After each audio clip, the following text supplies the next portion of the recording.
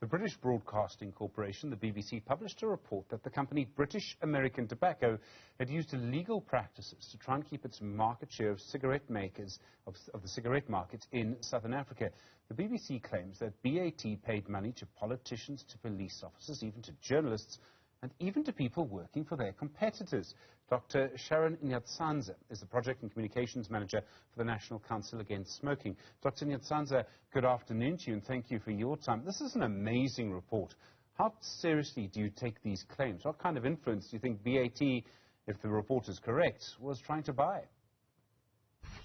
Good evening. So these are very serious allegations, as you mentioned, and this should seriously set in motion serious investigations into the activities by BAT in South Africa, but also in the neighboring African countries. And this really is serious because we see allegations of illegal activities, illegal surveillance, bribery, and these are serious allegations that actually should call for an investigation into BAT. I mean, it seems that BAC has actually played a significant role in our recent history. The issues around tobacco were central to the claims that were shown to be wrong, that there was a secret unit or a rogue unit at SARS.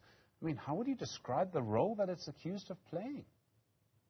So here we see again that, we see that BAT is being accused of actually capturing the state agencies, and this really is concerning because in these allegations we see that the BAT was actually under the guise of, the illicit tobacco task team. It was actually spying on competitors and actually overstepping the bounds of law to basically try to protect its market share. And again here, the highlight here is that it just reminds us that BAT, like any other tobacco company, their interests really are in protecting their market share and making more money, and not they're not concerned at all about South Africa's welfare, economic, socially as well. So it really just reminds us that we need to keep away tobacco industries, away from state agencies, away from policy and even enforcement processes as well, because we definitely see that there's a conflict of interest, and so we need to protect South Africa's policy processes as well from the tobacco industry.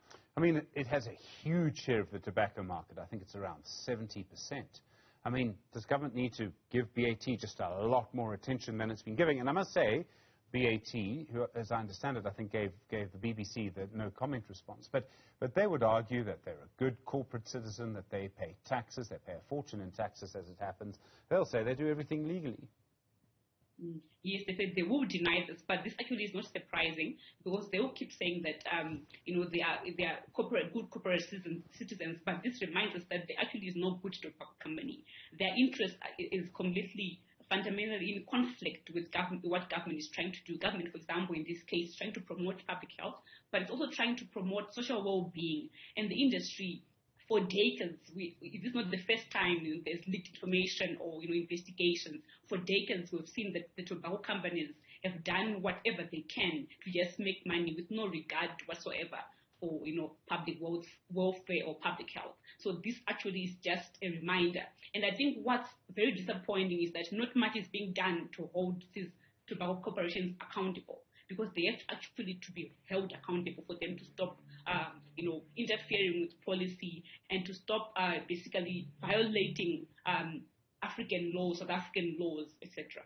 If there's no investigation based on this report, am I being too cynical if I suggest that, well, perhaps they do have a big influence? I mean, if they're able to stop an investigation despite what's been published by the British Broadcasting Corporation, does that suggest they are doing something? So definitely, you are on the right track. But if there's no investigations after such serious allegations, it does show that they have influence, or that government needs to step up and do more to protect its citizens, because that is what is at stake. So we see, for example, the biggest influence or the biggest obstacle to actually implementing effective tobacco control policies in South Africa and around the world is the tobacco industry itself. And obviously, because they have a lot to lose when they lose their market share, or when many people stop smoking. So this actually has to really prompt an investigation. You are really correct in saying that. And actually also, just basically highlights that all of government, not only the health department, but all of government has to keep away the tobacco industry. The tobacco industry is not our friend, it's not their friend. They have completely different interests. So policy, governments, enforcement agencies need to be kept away from the tobacco industry and its influence. And we see again in this report. And this really, our main call here is that we need to hold the industry accountable. It has gotten away with a lot of things. And the worrying thing as well is that even though this report does review a lot of serious allegations, this might actually just be the tip of the iceberg. Maybe there actually could be more. And that is why we need a serious investigation into its activities. Dr. Nyatsanza, I mean, what's so interesting about this is that there's been a really quite important non-deliberate experiment in the last year when it comes to cigarettes, and particularly what BAT sells. I mean, they're such a dominant player in the legal cigarette market. And I'm talking, of course, about the lockdown last year. During the hard lockdown, level 5 of the lockdown, might have gone into level 4, I can't remember now, but the sale of tobacco was banned. It doesn't seem to have hurt them over the longer run. I mean, I don't have their corporate results in front of me, but it seems that despite that, when their product was legal again, it hadn't really affected their market share.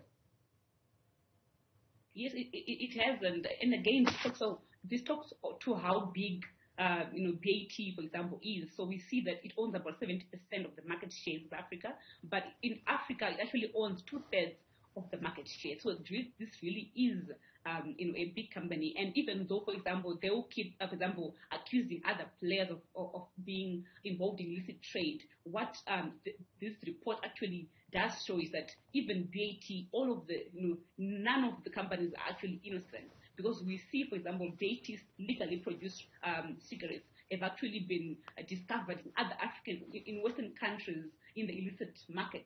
So we do see that there's no good tobacco company, and all of them are actually, complicit in the illicit trade narrative. So again, this shows, that the picture that it's trying to paint is not a correct picture, and it's time government actually steps up and does more to stop this, because we do see here allegations of capture into the state agencies, and these are serious allegations that cannot be ignored. Dr. Sharon Nyatsanza, thank you, Project Communications Manager at the National Council Against Smoking. Do appreciate the time.